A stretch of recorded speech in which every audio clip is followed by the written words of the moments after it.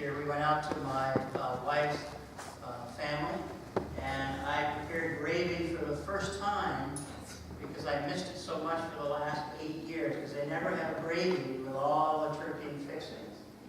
And it was like I was on a cooking show. I was there, you know, in front of the stove, and people were gathered around, and I was making the gravy, and I discovered that I put too much of the drippings in, so it had too much fat.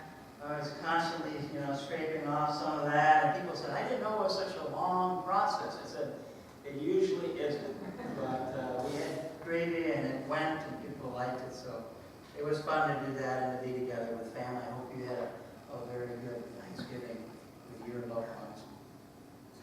Let's take a moment and bow our heads as we get ready to interpret God's holy word.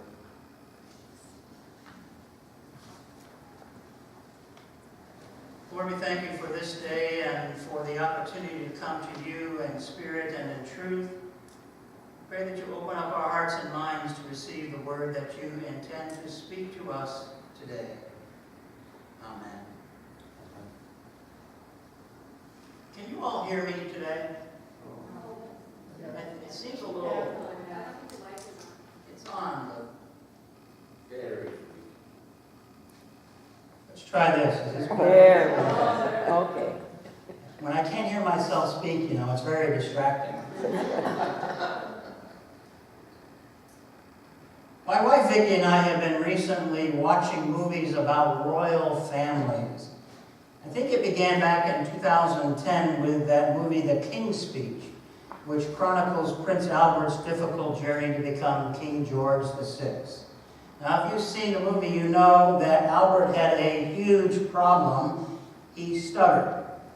And with the advent of the radio as the new way of communication, the king really needed to be able to communicate with his subjects.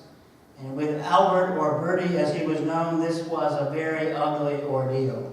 Anytime he was asked to give a speech, he just couldn't get the words out no matter how hard he tried. Well, the movie centers on this relationship between Albert and his Australian speech therapist, Lionel Logue, and he uses some unusual techniques to try to help his royal client deal with his ailment. And there's one scene in which Albert is asked to recite Hamlet's to be or not to be soliloquy onto this acetate recording device, and while he's listening to this classical music very loudly on a set of headphones. And at first Albert refuses to listen to the recording, but later in the movie he decides that he's going to listen to it, and he discovers that he has this ability to speak very clearly and with great emotion and without any trace of his stutter. And so begins this long relationship between the future king and Lionel, and the speech therapist helped Albert with numerous speeches before and during the Second World War to calm and inspire the British people. If you've seen the movie, it's a good movie, but we also see in it some of the glimpses behind the scenes of this messiness that we often see accompanies royal families. Albert is neglected by his nanny at a young age. He almost starves to death. Albert's older brother, Edward, abdicates the throne because he was enamored with a twice-divorced American socialite. And he leaves his stuttering brother to become king, and Edward is constantly seen as berating his younger brother about his speech ailment. Albert's father was overbearing, had no compassion for his younger son's struggles. And there's a scene in the movie, if you remember it, where Albert becomes King George VI, and instead of his two daughters going up to him and hugging him like they usually do, they bow to the new king. The film shows some of the unsettling nature of royal families. Well, since watching that movie, we've seen several other movies about royal figures.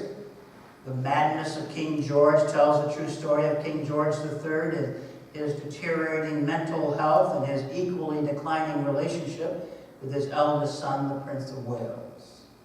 The movie The Queen depicts the chilly response of Queen Elizabeth and other members of the British royal family to the death of Princess Diana.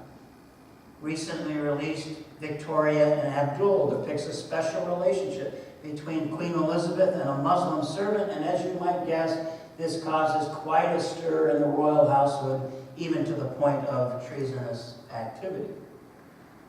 And then last week we saw an old film in 1969, Anne of a Thousand Days. Some of you might be familiar with it. It got a lot of Academy Awards. It tells the story of Anne Boleyn, the second wife of King Henry VIII.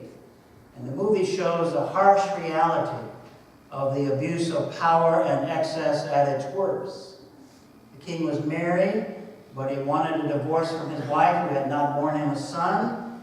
The king takes as his mistress Anne Boleyn's sister, and she becomes pregnant. The king notices Anne at a gathering and wants to discard his first wife and marry her, which he does. And then after they're wed, he accuses her of adultery and finally orders to have her head taken off. Royal history is unfortunately full of such examples of unbridled abuse and cruelty. Now, of course, there are some examples of royals who have used their power for good. Not long before the onset of the cancer that finally killed him, King Hussein of Jordan undertook a mission. He paid a personal visit to the families of some Israelis who had been killed in an Arab terrorist bombing. There was no talk of money or reparations. Instead, the king just sat quietly with the mourners, and by his calm demeanor and his unhurried manner and his undivided attention was able to convey this sense of solidarity with them across this great Arab and Israeli divide. And the reaction of the relatives was out of proportion to the simplicity of the gesture. By all accounts, they were deeply moved by Hussein's expressions of personal involvement in their loss, and their grief had been acknowledged. And more memorably still, it had been acknowledged and shared by a king. And yet, when you think about royal families, that kind of behavior seems to be an aberration, unusual, out of the ordinary. All too often, kings and queens have used their power and position for personal gain. They are often pretentious and overbearing and show little empathy and compassion for everyday people and their struggles, not to mention that we fought a revolution to get out from underneath the king. And all of this is probably why I have so much difficulty picturing Jesus as a king. After all of these years, 2,000 years, you'd think that we'd come up with a better symbol for Christ than that of king. So why does the church use this odd, outdated, and seemingly ill-fitted symbol to speak about Jesus our Lord? Well, the celebration of Christ as king has been going on really since the beginning of the church. The faithful have taken their cues from the scriptures, like 1 Timothy, where Paul speaks about Christ as the one who is blessed and only sovereign, the King of kings and the Lord of lords. But this celebration of Christ the King Sunday is a product really of recent church history. In 1925, after the First World War, Pope Pius XI saw a great need to respond to the increasing secularization movements in the world and the dangerous dictatorships that were arising in Europe and beyond at that time. And the celebration of Christ as King was a declaration by the church that despite all the various individuals and governments that were demanding ultimate allegiance, the faithful knew that their hearts were ruled by Christ. Many Protestant traditions also began to lift up Christ as King. And our celebration today reminds us that Christ the King stands above all of our other allegiances, above our political party, above our country, above our friends, above even the most precious people in our life. And to believe and act as though Christ and Christ's teachings are of ultimate importance changes the way we do things and what we say to those around us. But still, The image of a king is difficult for me to embrace. Yet there it is in the scriptures.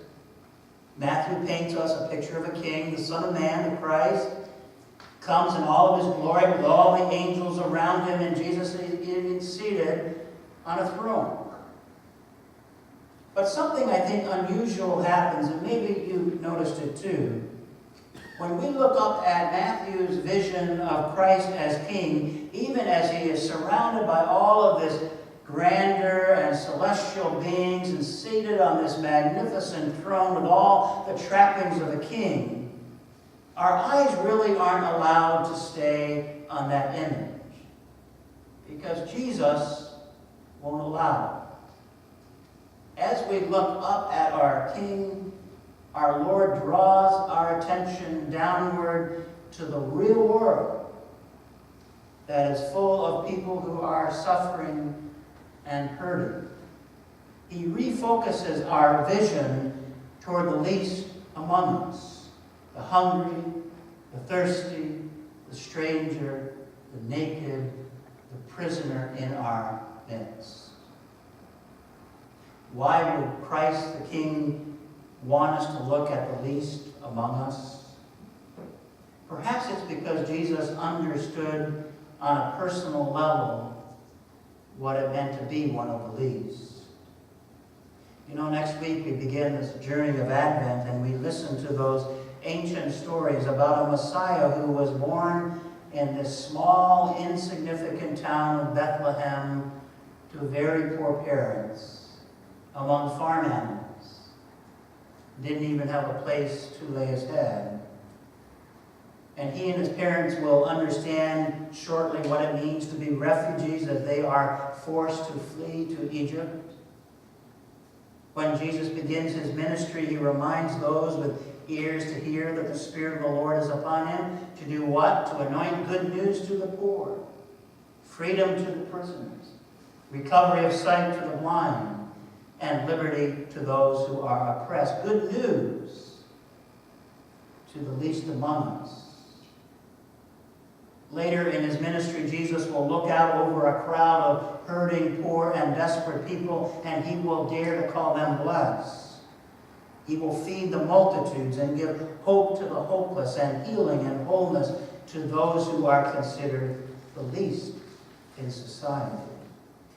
Even in his death, Jesus will show his true royalty as he refuses to cower before Roman power and forgives his persecutors and promises salvation to a thief hanging on a cross next to him.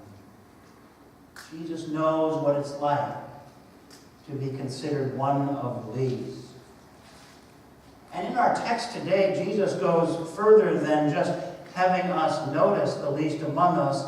He connects our faith in him with how we treat our neighbors, especially the least among us. And Jesus tells us that if we want to see and experience him today, that we need look no farther than our struggling neighbor.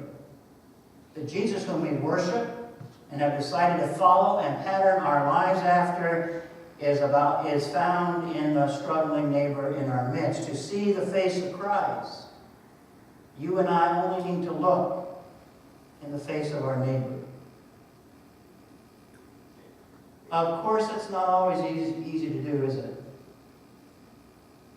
To look at your neighbor and see the face of Christ. I remember when my father was still alive, he often told me about a man who lived next door, and he didn't have much good to say about him. My dad was usually very gracious to people, but this guy, he had all kinds of complaints. He had a pool in the backyard. He held many parties that went into the wee hours of the night. His neighbor was constantly complaining about my dad parking one of his cars on this cul-de-sac that was in front of their homes. And, it wasn't the man's property, but if my dad was just a little bit over with his car, he would come out instantly and start complaining.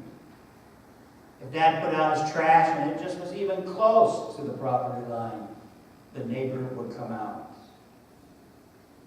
I thought for many years that my father must have been exaggerating about this neighbor, but once when we were visiting, we turned in for the night, and suddenly in the middle of the night, early in the morning, we were woken up by this loud music. You know, the kind of music where the bass is really low and it thumps and you can feel it like it's in your bones. And this went on for about a half an hour, and this car was parked out in that cul-de-sac. In fact, it was parked closer to my father's property line than the neighbor's. We were just about to get up and we finally heard the music turned off. And the next morning we mentioned the incident to my father. He said, "Yeah, that's Kevin. I guess we're used to it. I'll talk with him about it later."